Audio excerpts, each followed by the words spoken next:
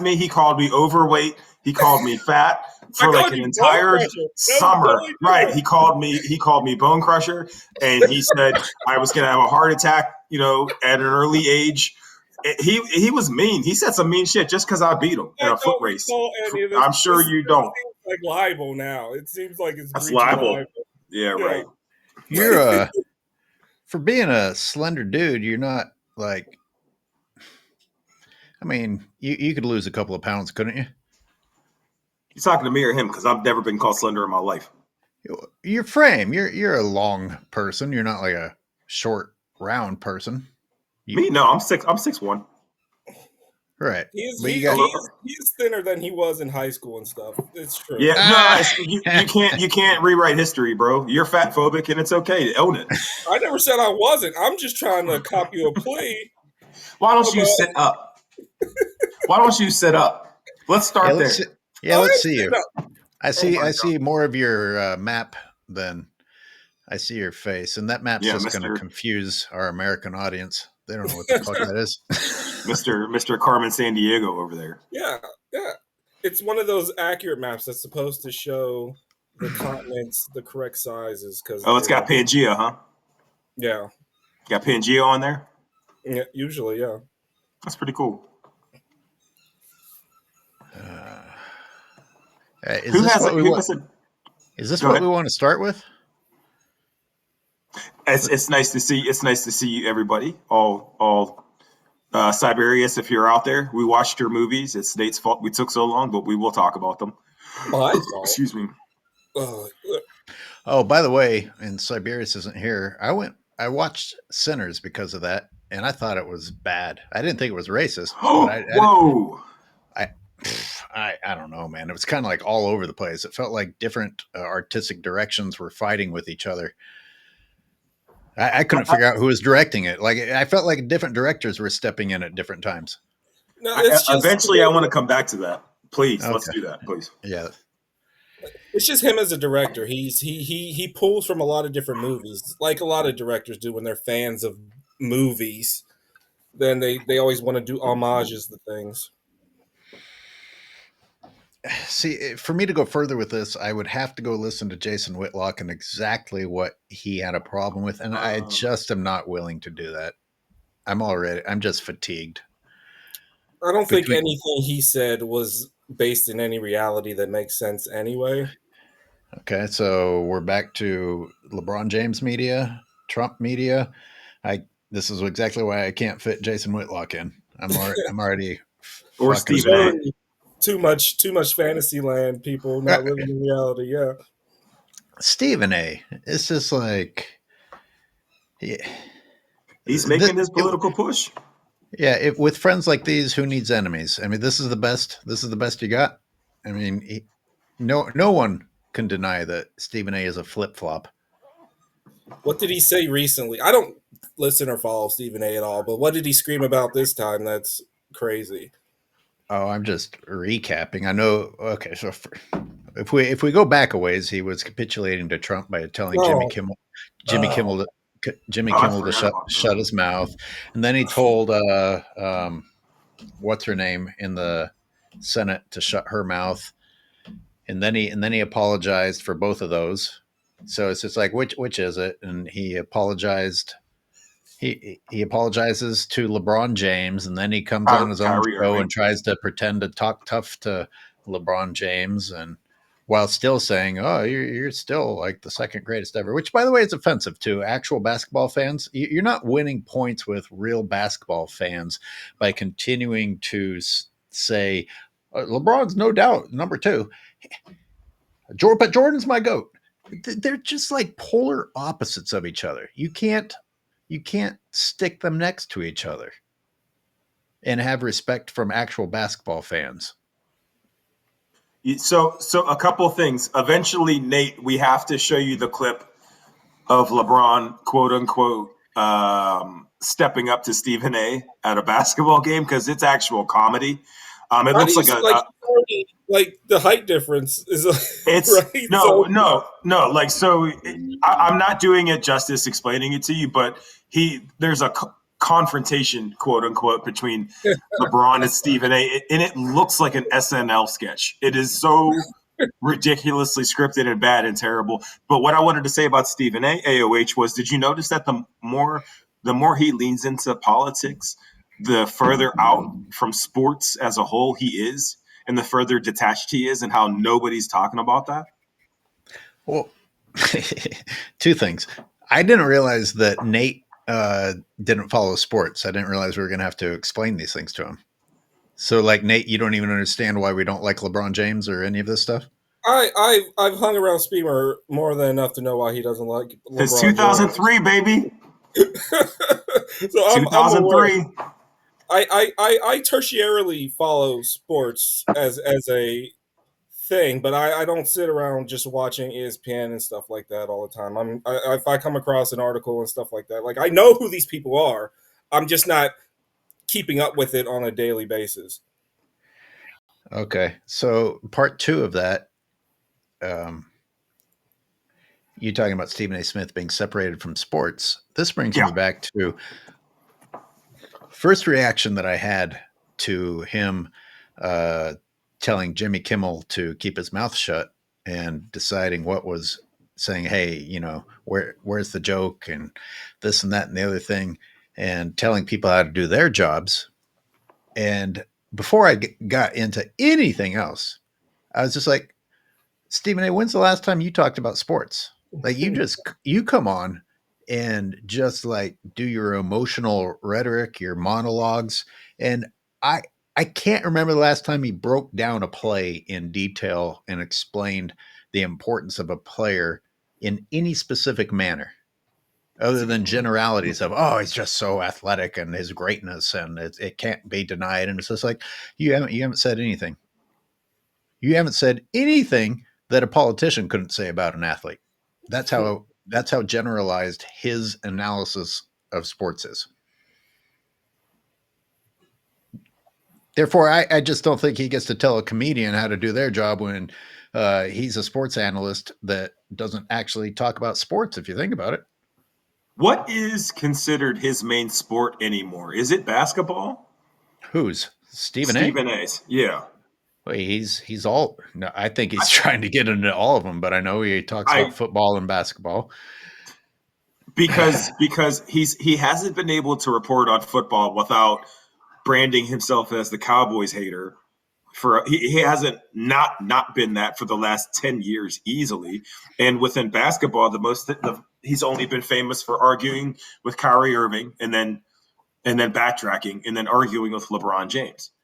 So to your point, I haven't seen him break down a sporting event that wasn't narrative based in a long, long time. Yeah, I think that's my point. Speam, you sent me an image that I have up on the screen. Yeah. That's your great grandfather, I assume, on the in the picture there, trying to help some good old boys just put some money in their pockets so they can round up these nasty people that are coming in and ruining our country. That's what that's about. It's funny that you sent me this, because even without your prompting, I was thinking, because, you know, with YouTube squeezing me out and everything, I was yeah. I was like, hey, where can I go get a job? And it's like, I'll be so overqualified for ICE, I don't think they'll let me in. How do you get a signing bonus? Can I hide my college degrees so that I fit in with them? No, the only question on the can I put some hate crimes on my resume so that can I shoot some dogs in the face? You might be too healthy too and too physically fit too. That might be another problem. They got these fucking bread baskets running around with guns. A bunch of old me's, right? A bunch of me's from high school, right, Nate? Right? Just trying to live their life, eating a little bit more than others. Yeah. Eating deep fried butter every day.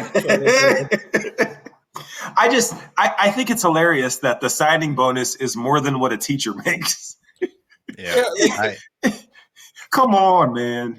Trust me, like, I noticed. It's really showing what the priorities are in this country, which have always been the priorities of this country. If you go back long enough and just see, like, it's crazy when people say, "Oh, the founding fathers would be rolling their graves." Those they didn't care about democracy. They would be furious that I could vote and women could vote if they showed up right now.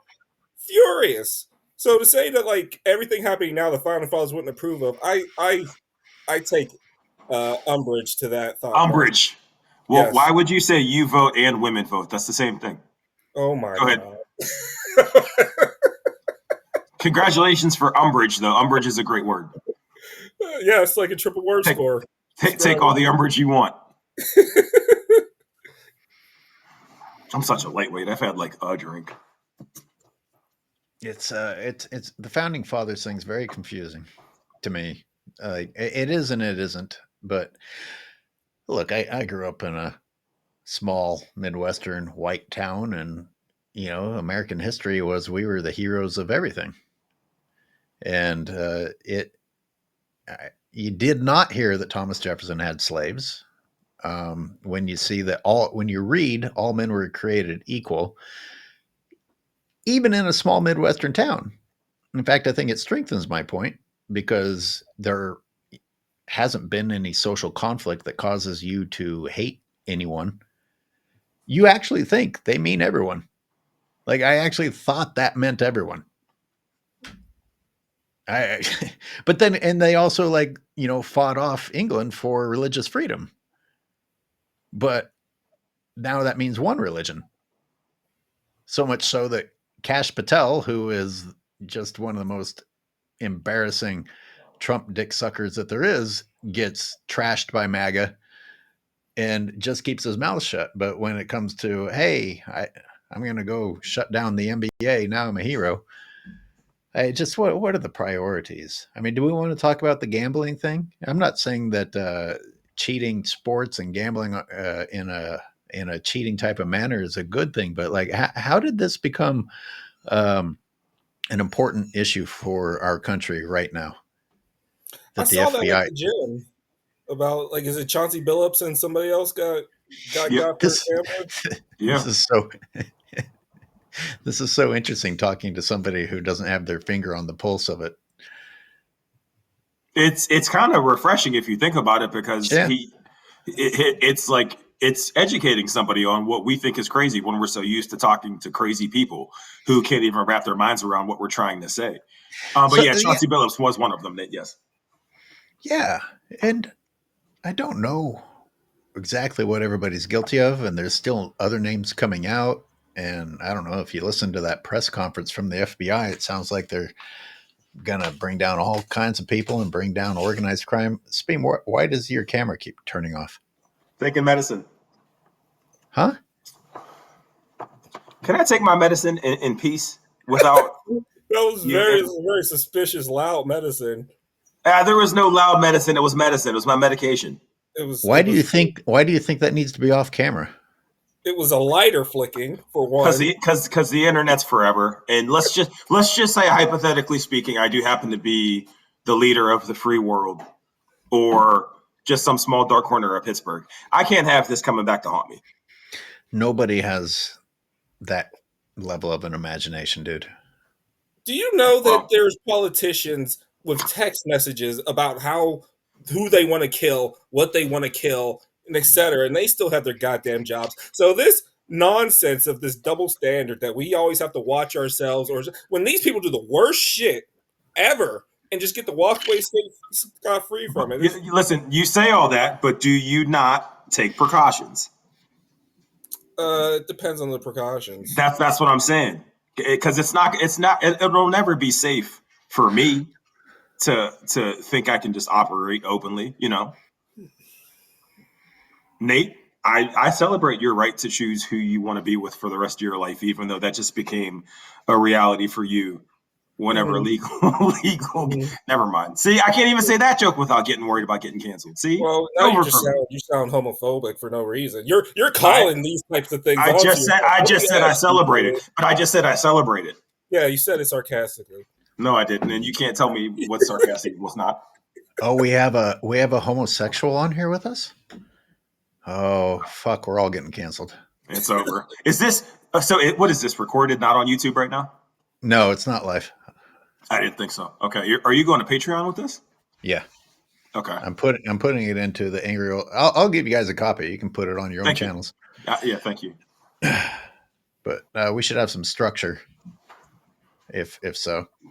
Yeah, no, I'm fine with that. I like the idea of, again, Nate being a casual in the sports realm, but I'm also a casual myself in the political realm compared to you, AOH, and certainly to Nate. So it's like kind of education all around. It's hard to know what the truth is. Well, it's not, but I can understand why people don't know what the truth is. I dabble a little bit by listening to both sides.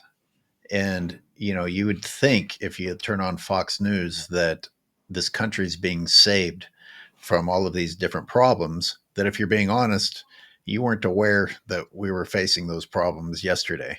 But you're ready to jump on board and be like, oh, well, make America better. I can't argue with that.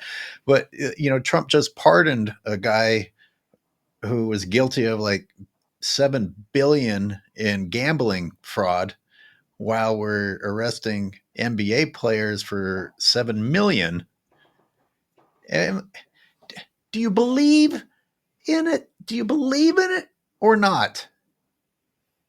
Well, this is the thing with fashion. It's all about being in the in group. It's not about the laws. It's about protecting the people that you want to protect and hurting the people you don't want to protect.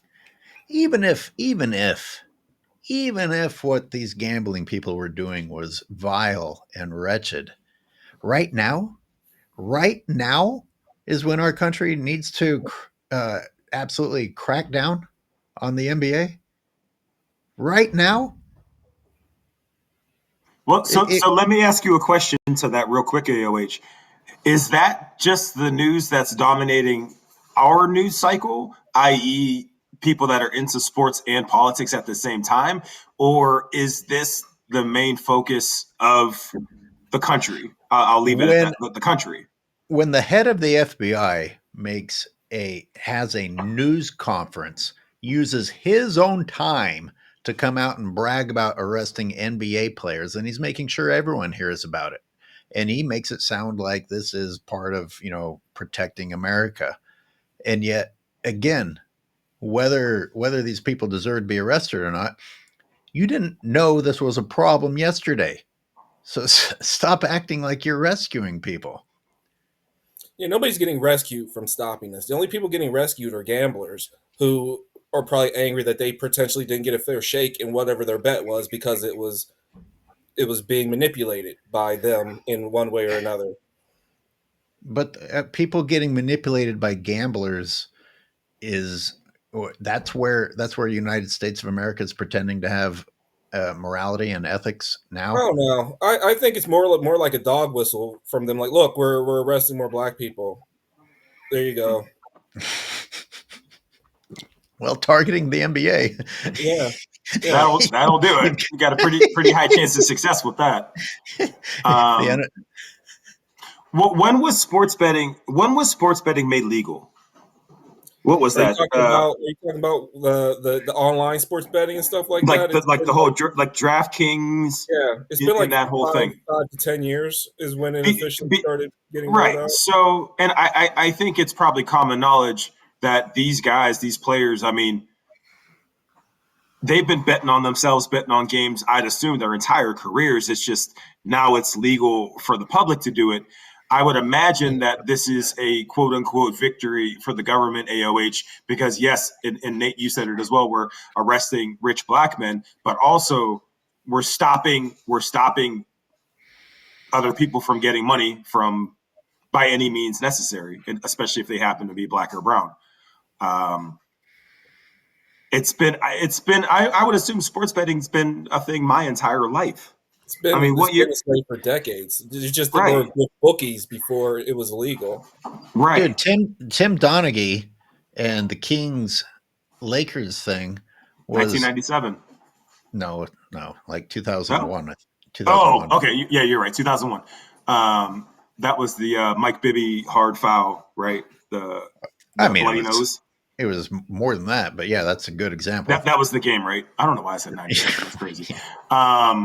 Yeah, because even when they ask Shaq about it, he doesn't say a word. You know, he's big and dumb and jokes about everything. He doesn't say anything about Tim Donaghy because I'm sure he knows that wasn't on the up and up. I've actually wanted to make these comparisons for a long time. Why the hell did I say 1997? I don't know. I mean, Jordan was getting his fifth ring in 97. Doesn't matter. It reminds me of the parallels between the two Colts and the Colts of LeBron that just don't care and will worship him no matter what, and the Colts of the orange one who don't care and will worship him no matter what. But there's something else that's similar, and it's that you're constantly being distracted with new news. And it's like, I've talked about it on my basketball show. It's like, fuck, I was going to make a video about what LeBron said and his agent said and what they did yesterday. But while I was editing it, they said some more stupid shit this morning. And now everybody's talking about that. And the FBI arresting NBA players was just another layer on top of the other things that I'm trying to keep track of, like sending troops into the most peaceful cities in the United States while ignoring all the crime-ridden red cities. Right. While taking bribes, making billions of dollars within his family, pardoning like some of the most corrupt turning people, dash cams off, turning cameras off, moving Maxwell into a minimum security prison. Right. But I mean, how do you keep up?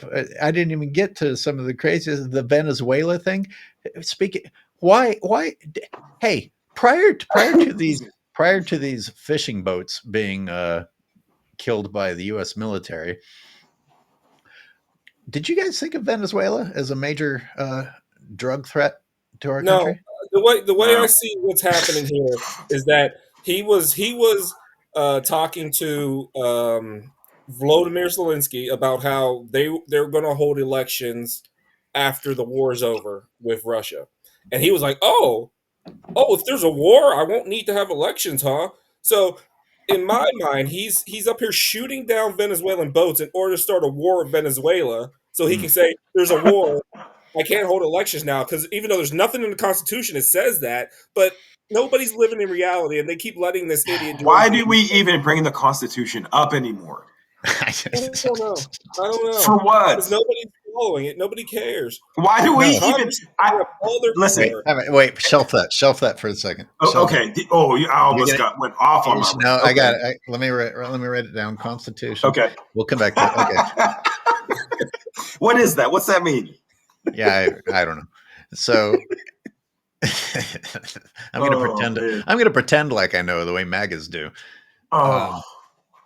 But yeah, it just seems like he's killing all these people in order for Venezuela to start a war with him, just so he can like. Real quick, I just want to point out that I can make this argument completely ignorant of Venezuela. In that, do we not all know that Colombia and other parts of South America and Central America pose more of a threat, if we're going to call it a threat, since obviously our country is helping the drugs come in while pretending to fight against the drugs coming in. But when did Venezuela come into the mix? I'm not saying that they aren't producing drugs or bringing them in, but when did they move to number one? When did Venezuela move to number one? Maybe because attacking Colombia or referencing Colombia is almost too cliched. No, that's not why. I know that's not why. I appreciate it, but I know that's not why. I'm just saying that's the only thing I can come up with. Trying to think up a rational, thoughtful reason for anything they do is impossible. We have history, gentlemen. I hate to spoil the surprise, but we have a history to look back at. Why are other reasons that we've made up excuses to go to war? One, it's not hard. Thank you. Venezuela has oil. Venezuela has oil reserves. Who does Trump help? The fossil fuel industry. Venezuela has oil reserves, gentlemen.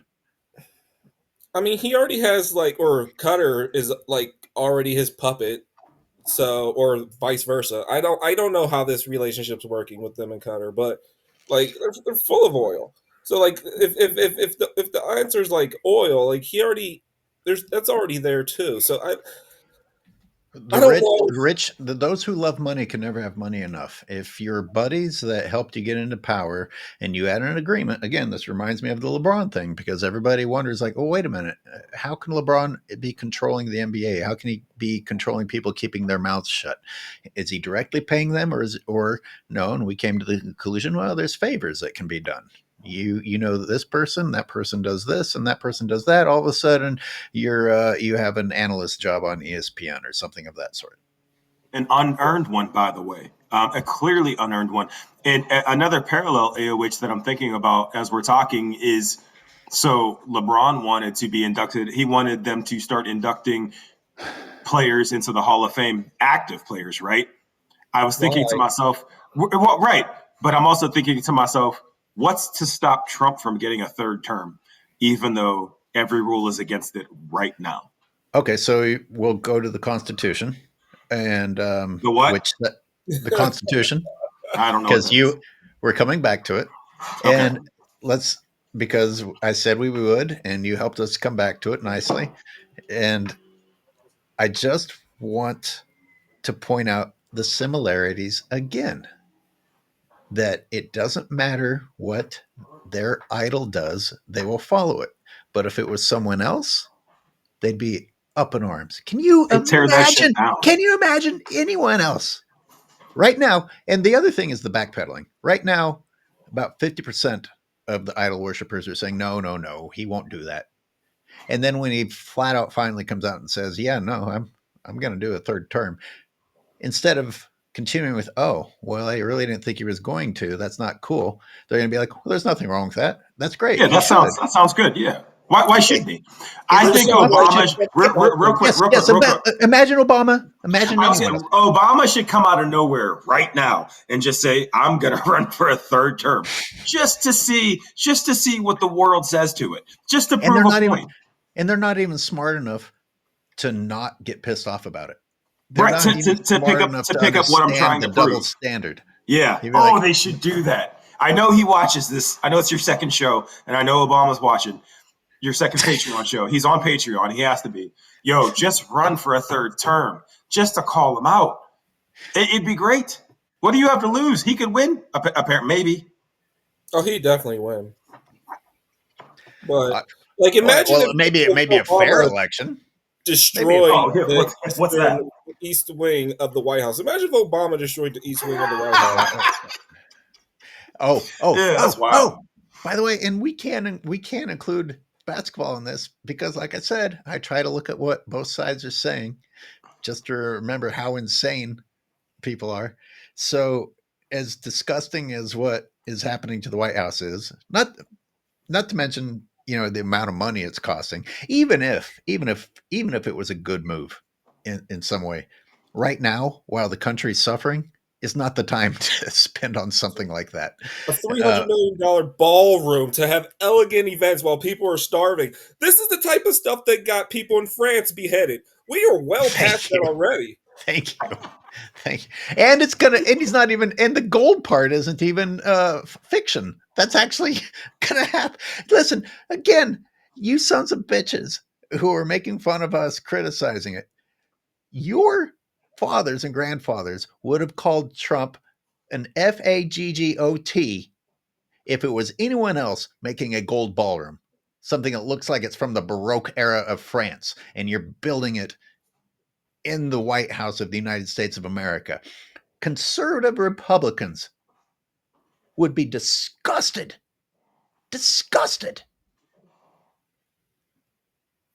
But all of a sudden, I don't really see a problem with it.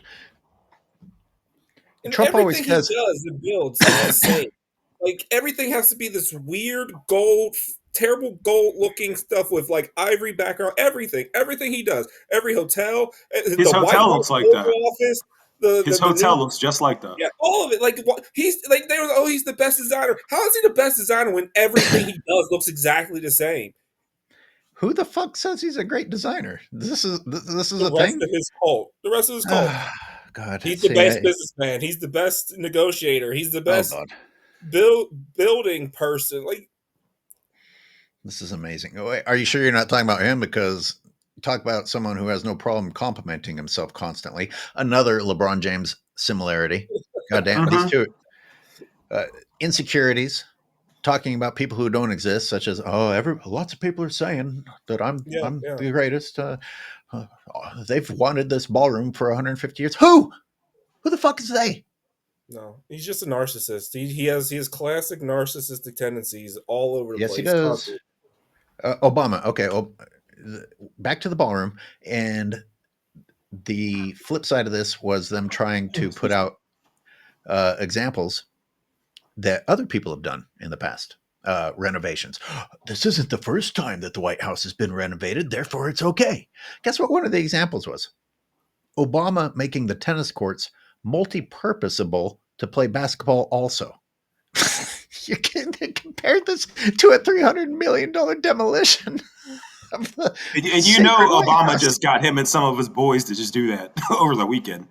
But what is multi-purposing a court cost? You put up a hoop and like dribble on the tennis couple court? $1,000, maybe. If you're inflating the budget, it doesn't need. I'm being very generous. Cost $300 million. Like it's more or less he got $300 million because of all the tech companies and all the other Nazi supporting companies that want to just be in good graces with him. So they just keep shoving money at him in order to hope that he won't bother them. That's all it is. And to go back to the thing, I don't think a lot of people would have been upset with him if he actually followed the rules about how you're supposed to renovate the White House. You're supposed to go through a lot of historical preservation hearings and stuff like that to decide if what you're doing is good enough, is safe enough, if things are going to be done well enough. And then it has to go through a public hearing so people can say, hey, I don't want this to happen. Here's why. There were multiple levels and steps he was supposed to take before just destroying the East Wing that he did not follow, that other presidents did. That's Nate, so weird because he quick, usually follows protocol really closely. hey, OH, what I'm going to say is in the spirit of that, another parallel to LeBron is one of the things that people hate about him so much is that he skirts the rules, that he tries to take shortcuts to get to the top, but acts like he does it the hard way. See, it's no different than Trump. The problem is there is no resistance at all to what Trump is doing. And this is one of my biggest fears for the future is there's no objection to anything that he does, and with nobody to tell him no. Again, going back to the Constitution, for example, there's no limit to this, and this is another reason why, again, as a leftist, I was so disappointed that we're just going to allow these things to continue to happen and just fight amongst ourselves, even more so. Well, what do you mean just allow? There were no proper channels for almost anything that's taken place. Dude, thus far. He fires people or resigns them and appoints people. The thing is, like, do we have a checks and balance system? Like, no, we don't. Each branch of the government. Your arms are too long. Stop doing that. It looks like it's a whole separate person coming from the side of your screen. Thank you. Each branch is supposed to be equal in power. Congress is supposed to be equal. The judiciary is supposed to be equal. So that's what's supposed to be stopping him from doing it. The problem is Congress is just letting him do everything they want to do, which then creates a vacuum of power that they're not going to be able to get back moving forward. NPR Let me mix things up. What's up? Let me mix things up in case people are actually watching this and trying to be entertained, and then we'll come back to the chit chat. Let me just throw something on the screen for you guys. I am the chosen one.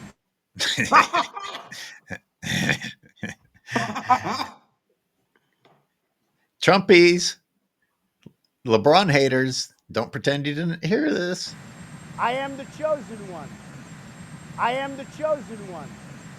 I am the chosen one. I am the chosen one. I am the chosen one. Did it sink in? some frightening similarities. I got another one, a better one, but go ahead. Talk amongst yourselves while I cue the next one up. It's just go ahead, Nate. Go ahead.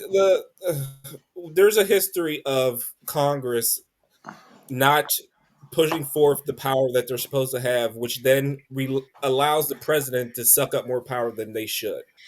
And this current term, which isn't even a year old yet, they have given up so much of their power that by the time the next president rolls in, he shouldn't even listen to Congress at all and just does whatever he wants, because they've already shown that they don't have the balls to do anything.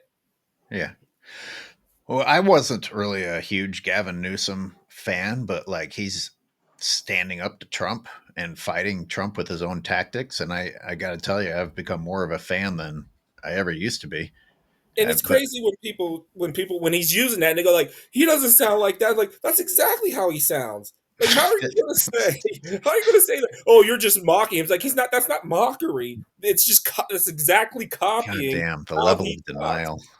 Like, they don't live in reality. They refuse to live in. It's just like when they say they love the Affordable Care Act but hate Obamacare. It's like, it's the same thing. You just don't like a black person connected to it. That's it. There's studies about this all the time. I'm very frustrated that we have an audience who can see the manipulation of the LeBron James media and the double standards that are given to LeBron James, and those people can still be MAGAs. Like, it's amazing the mental gymnastics of human beings. Yeah. What they can see when they want to and not. There has to be a word for that, right? Like having that. Go ahead.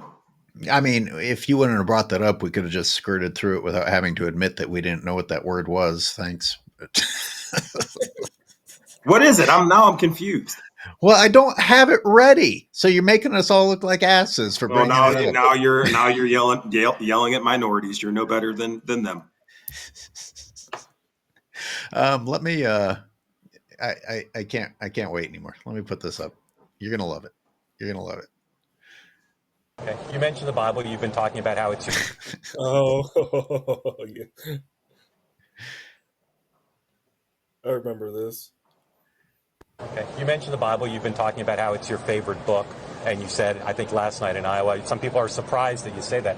I'm wondering what one or two of your most favorite Bible verses are, and why. I wouldn't want to get into it because to me that's very personal. You know, when I talk about the Bible, it's very personal. So I don't want to get into verses. I don't want to get into. There's no verse that means a lot to you that you think about or cite. The Bible means a lot to me, but I don't want to get into specifics.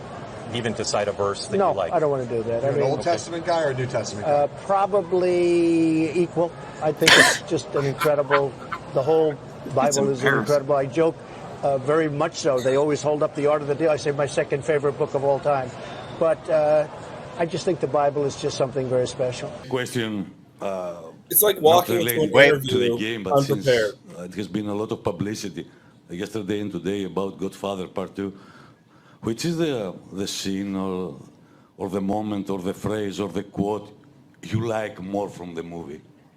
Oh, from The Godfather. It's too many different phrases and too many different lines in that movie to just too many lines in every one. There's whole dialogues. I don't know. Which is the one which inspires you, represents you more? I mean, each movie is 9 hours long. I mean, what do you want me to do? Then pick a sentence. I mean, there's so many. I don't know. I'll let you pick one, and I'll roll with it. It's a great trilogy. I wouldn't want to get into it because to me that's very personal. You know, when I talk about the Bible, it's very personal. So I don't want to get into verses. It's too many different phrases and too many different lines in that movie to just categorize one. Even to cite a verse that you like. No, I don't want to do that. But which is the one which inspires you, represents you more? I mean, each movie is 9 hours long. I mean, what do you want me to do? Testament guy or New Testament guy? Probably equal. I think it's just an incredible. I don't know. I'll let you pick one, and I'll roll with it. It's a great trilogy. So many things, like, you take whatever you want to say. There's so many things that you could learn from it. So many different phrases. So you're holding the autobiography of Malcolm X. This is the greatest clip of all time. Haley. I don't know how far you are into the book, but what's your biggest takeaway so far? I kind of just started a couple days ago, but I've read and a lot of notes over the years. This is my first time actually reading this from start to finish. But just a very look at him rubbing that book for dear man. life. Very, very, very smart man, and basically his words. If you read even a chapter, he could have summarized that chapter. And what was going on is actually what's going on today still.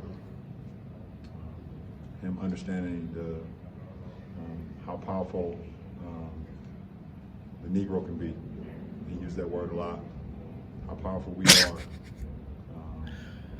But we have to unite, and we have to be together. We have to stand strong, because there's always going to be obstacles. There's always going to be things that's going to be thrown at us where they try to weaken us. They try to fill us. Someone should have raised their hand and be like, "Excuse me, what the fuck are you talking about?" Okay, all right. If you guys will indulge me, It's all narcissistic tendencies. That's all it is. How So do you Trump's not get also- secondhand embarrassment from watching that?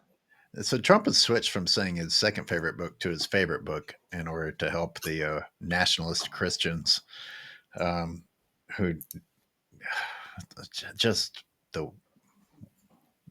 the dirtiest representation of Christianity you could ever imagine.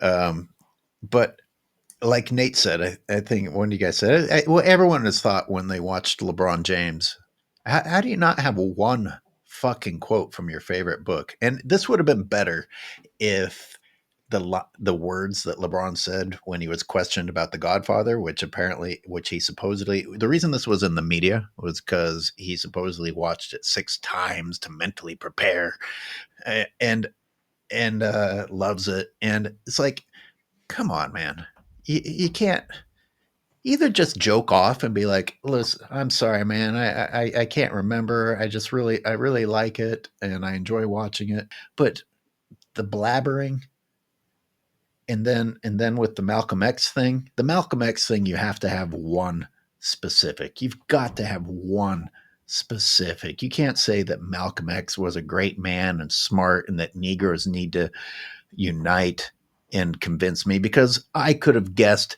that that's what Malcolm X's message was. Now, That's so specific to Malcolm X. but having said that, and this will really piss off MAGA, LeBron James actually did a better job answering than Trump did. Like that, that was at least an attempt to get a little bit specific. Trump wouldn't know if the Old Testament came before or after the New Testament. Yeah. Well, dare I say really quickly, I would assume it's easier to talk about the black plight than it is to reference a Bible quote. I would say that's probably a little bit easier to do that. There too. I don't know, man. The difference is his brain is fucking jello. So you're not going to get a good answer out of him no matter what. But that's an old interview. Stroke face is already 1 foot in the grave.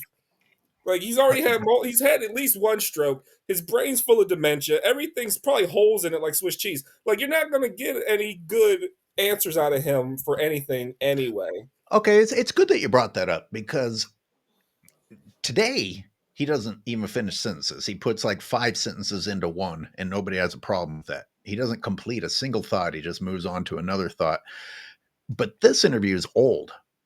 So he actually sort of completed sentences there. I don't think his brain damage was nearly where it is now. No, that was like 8 years ago now, right? Yeah. Something like that. So, yeah. Now he just stands there. Now he just stands there with the Bible with his jowls hanging down, and that means that he's a Christian. Because there's no Bible thumper that can't give you one fucking Bible quote about. They do it all the time. They reference it to change their stance on something. Guys, that's the Bible. The problems with the Bible. An atheist can quote you the Bible. Mm-hmm. It's the Bible. Everybody's fucking heard something from the Bible. Yeah. But also, this is also educational for Nate in the sense that this is one of the reasons I can't stand LeBron. People can't stand LeBron. Is nobody would ask him his opinion on a book if his social media wasn't flooded with pictures of him reading the first page of a book or talking about how smart he is. That's the difference. It's no different than why people chastise him about being the greatest of all time, because he has chosen one on his back. He did that to himself, just like every single other thing. If he had flown under the radar, gotten his little 3.5 championships, and played how he played, he would have went down as one of the greatest of all time and nobody would have cared. But there's an entire media conglomerate behind him trying to force us to see something that's just not there. And just like Americans, we just sit, oh, that's what it is. Oh, okay, then that's what we'll accept. Okay, Spame, to your point, particularly Trump being a practiced politician, and using the Bible, the Word of God, something that people consider to be sacred, as a prop. And you intentionally go out and hold it up for a photo shoot. Yeah. And you go to interviews and tell people it's your favorite book. You can't claim you're caught off guard. No, this is your prop. It's a self-inflicted wound. Self-inflicted wound. You're pushing yourself onto a demographic in the United States of America based on that book. You can't prepare with one fucking quote. LeBron James. He doesn't have to. He doesn't need to. No one's going to call him out. And neither does LeBron, apparently, because that's my point. No one's. Do you know who asked him that question about Malcolm X? Do you know the reporter who asked him that? It is the chick off of ESPN. It's Dave McNenaman's wife or spouse or whatever. I forget her name, but. Yeah, that was almost the end for her. Yeah, no. She is under scrutiny with ESPN now for consistently attacking black men and their off the court issues and bringing it into the sporting world. When Ime Udoka got in trouble, I forget her name. I'm blanking on her now, but she would always bring up players' past legal transgressions during the draft. Malika Andrews, that's who asked him that question. Yeah. So, and here's the thing: that's not an. If you're a LeBron person and you want to make an excuse, you can say that she was attacking him, but you could also say that she was trying to help him out. Yeah, exactly. And you could say that, hey, here's LeBron actually trying to put forth a message of inspiration to the black people. Let me push it further. LeBron, here's a chance to provide a quote or something about Malcolm X. It's not attacking him. She was setting him up to deliver the punchline. And he wasn't. Why hold the book? Why hold the book out in public? Here's a layup. They call that a layup, AOH. Here's a layup for you right here. And he couldn't finish. Go figure. We just discovered something just in this conversation. Malika Andrews was lobbing him the ball in a typical LeBron fashion. He couldn't finish about something that is one of the easiest things on the planet to talk about. And it's even, like if somebody had a shirt that asked me about my shirt and you asked them and they like right. What do you mean? Like what shirt? What? Huh? So did people actually say that? Did they actually say that she was attacking him? No. I think this conversation is very revealing in the sense that I don't think it was an attack. I think it could have been a layup. It could have been here's a chance, especially with the Dave McNenaman. Well, you said people have been accusing her of attacking black people. She attacks. So anytime a black player is in the news in the NBA for it's usually domestic disputes, unfortunately. But she consistently throws attack ads on them. She mentions it during the play, during times where it has nothing to do with sports. She was doing it on the NBA draft, if I remember correctly. She was talking about people's legal backgrounds. Oh. Speaking of setting someone up for a layup, I hope you're prepared because you were supposed to be researching this. I'm going to say Malika Andrews was just following the lead of ESPN, Stephen A. Smith attacking black people and leaving white people alone, or at least that's what I've heard. Speem, I asked you, could you come up with a list of white people that Stephen A. Smith has attacked? The only person I came up with was his old host from Yep. First Take. Not Skip. No. Not Skip. No.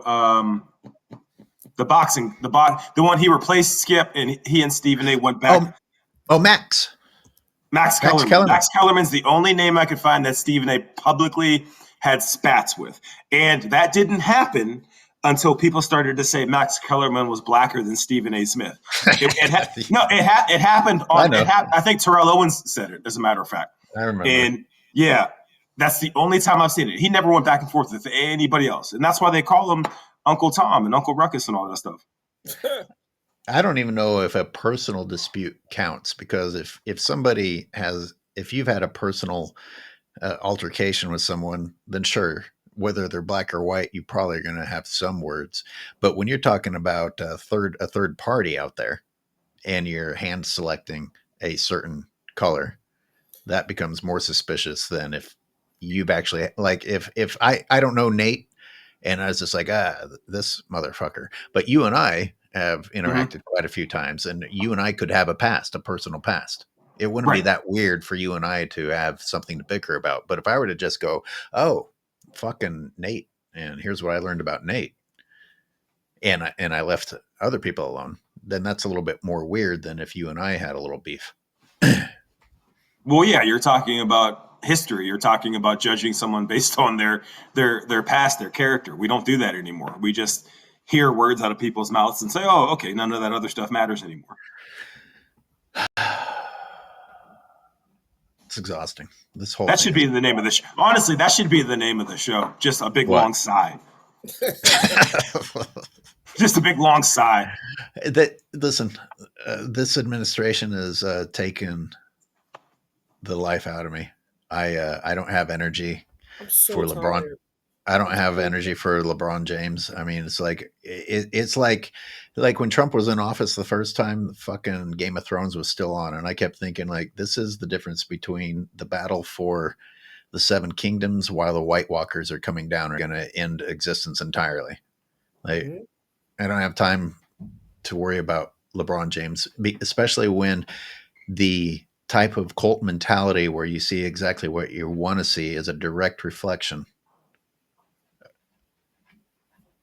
Well, so here's what I'll tell you to that. While I agree our basketball talk is not a top priority, I will say that at least here in the U.S., a player like him still commands way too much attention and still represents way too much of what's wrong here specifically, that I think it is relevant enough to still talk about. And yes, there is a larger battle ahead that's currently happening. I still think that what he represents, what Clutch represents, what kind of the sporting world overall right now represents is so destructive to any sense of normalcy we'll ever have again. And again, it's difficult because, like, yeah, we're helping support the cause by talking about basketball and football and all that. But when I saw Devin Booker was on TV showing off his new car garage, and I'm thinking to myself, you got to have some balls now to put out MTV Cribs type content when people are suffering. And it's becoming more and more difficult for me to support that. But I love the sport. But what all that represents is just nasty business. So I still think it needs to be brought up. The only reason you think that way. I was going to say you're almost there, Speamer, and I'm going to say that what they represent is capitalism. Yeah, and that's been the biggest problem in this country, and has been a problem in this country for quite some time. So yeah, they're representing everything wrong because capitalism is wrong, and at least capitalism, the way America does it, is wrong. And it's going to continue to keep going in that direction to the point where we're already in late stage capitalism, and it's not going to get better, probably until people start starving to death. Well, you talk about someone like Devin Booker, like it takes balls to be that, I don't know, crude or whatever, but detached, I guess. Yeah, but that's exactly it. He is detached. You say that because you have suffered, and maybe you are still struggling a little bit, or life still presents a challenge to you. These people aren't even in reality compared to us. They're not thinking about what people go through. Yeah, that goes back to, like, when you see Snoop Dogg and Nelly at Trump's inauguration. I'm like, what are you doing? He doesn't like you. He doesn't care. Like, why are you there? It's like you have to think about it. It's like these people are so rich that they don't consider themselves as part of a disenfranchised ethnicity because of how rich they are. So they can just hang out with the racists. They can hang out with the fascists because it's not going to bother them. Everything's fine. Capitalism has protected them. I guess, yeah. I'll tell you, Nate, what was the example? What was the example you gave of a country that was capitalist but that got it right? You and I talked about this a couple weeks ago. Like most Nordic countries, like everybody thinks they're communist because they're capitalistic democracy countries. They just make sure that their citizens can eat and aren't homeless. And but in America, that somehow is a terrible concept. Well, we went. George W. That administration had a lot to do with pushing the envelope even further, where corporations started having more rights than human beings. Yeah, and was it Citizens United? That was around his time? Yeah. I mean, you look. I don't know how people don't understand how can we be the richest country and all these other things while so many you can't provide. All you have to do is look at other countries, and this is the problem. Americans don't. We really don't. That's it right there. People haven't left their neighborhoods, let alone to another country. I know. I came from that. So I know you're not lying. The people that I grew up with haven't left the town, but other countries are proving to us on a daily basis that you can provide health care. You can provide it. You can't, not just high school, but fucking college education, and be fine. All of it. Where's all of our money going? To the rich. Good question. Good. That's always how can we pay for it? It's like, what do you mean? How can we pay for it? With taxes, the same taxes that we have. Tax one fucking billionaire. That aren't going to just one. Just one. Just one. And it can be written off later. That's always like my drunken go-to rant is like you could solve the country's problems overnight with one signature and one tax deductible check from anybody from the 1%. Overnight, you could, but we don't. Solve hunger and homelessness. Yeah, pretty quick.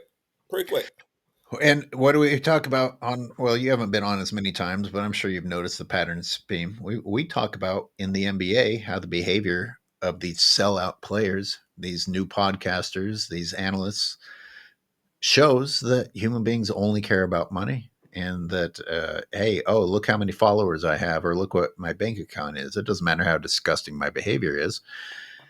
And a different version of that is the tech community here in California, who's brought in a Trumpy community to a place that wasn't Trumpy at all. Why? Because they actually believe in Republican ideals? Oh, no, because of tax breaks. And because if you don't donate to Trump, he might make your company suffer. Money makes everyone's decisions. It sounds a lot like Clutch. Clutch, that's Nate, that's LeBron's I mean, it's owned by somebody else, quote unquote, but that's his agency. And they will flat out tell you openly, if you don't draft so-and-so, these will be the repercussions. Or if you do draft so-and-so, this player is going to play overseas. It's a level of tampering that up until they started to do it was illegal, but now it's just the norm. So again, another fantastic parallel. I started, by the way, everyone here is immediately and automatically woke, gay, yes, tranny, libtard, and everything else. Even if the people that were listening to us agreed with us yesterday, it all changed. I was talking to Spam. I was like, think about all the people that are being called woke now. They were the exact opposite of woke. Like even George Carlin. How did Howard Stern become labeled as woke? How is South Park woke? South Park had shoved it in everyone's face that you were full of shit. Bill Burr, these people are calling woke. What? Anybody that isn't racist is woke now. Like, this is the problem with the Overton windows and stuff. Everything gets shifted to you're either the worst bottom scenario person or you're left. That's it. And you're not familiar with this. Everything I say, or you're the enemy. You know what I'm going to say, Speam, but he hasn't been in the NBA world, but it's the equivalent of LeBron fans using the word hater. It's the straw man fallacy. It's the straw man fallacy. Just slap a word on it, and we don't even know what it means. They don't even know what woke means. Listen. See, I'm awake now. Draymond Green, when he was talking about anytime you had anything bad to say about LeBron, the first thing Draymond Green says, you're just trying to hit on a black man. It's the straw man fallacy. You can't have anything bad to say that disagrees with what they're trying to say. Otherwise, you are the worst of the worst at everything you've ever done, and you hate everybody. It's disgusting. Draymond Green is the J.D. Vance of the NBA. Because I'm just giving him too much credit. J.D. Vance talked so much shit about Trump. So much, like, really, really nasty shit. Yeah. And then, hey, would you like a job? Oh, that's the exact same thing that happened with Draymond. Folded right over. Hey, would you guys like to listen to Malcolm X quotes while it shows some people on the screen? I happen to have downloaded it. I told you a little while ago, these leaders that they call leaders, this included Lena Horne, this included Dick Gregory, and this included comedians, comics, trumpet players, baseball players. Show me in the white community where a comedian is a white leader. Show me in the white community where a singer is a white leader, or a dancer or a trumpet player is a white leader. These aren't leaders. These are puppets and clowns that have been set up over the white community and over the black community by the white community and have been made celebrities and usually say exactly what they know that the white man wants to hear. And it is an honor, actually, that they endorsed Dr. Martin Luther King and were against the Honorable Elijah Muhammad. That's actually an honor. Now, when you say that they also, in this same Newsweek poll magazine, I think the pollster said that he went into the Negro community and asked about the Muslims. He murdered somebody. And many Negroes whom he asked said, well, I never heard of the Muslims. Who are they? You know, this is the rank and file we're talking about. Now, when they got down to the rank and file, this was the answers that they got.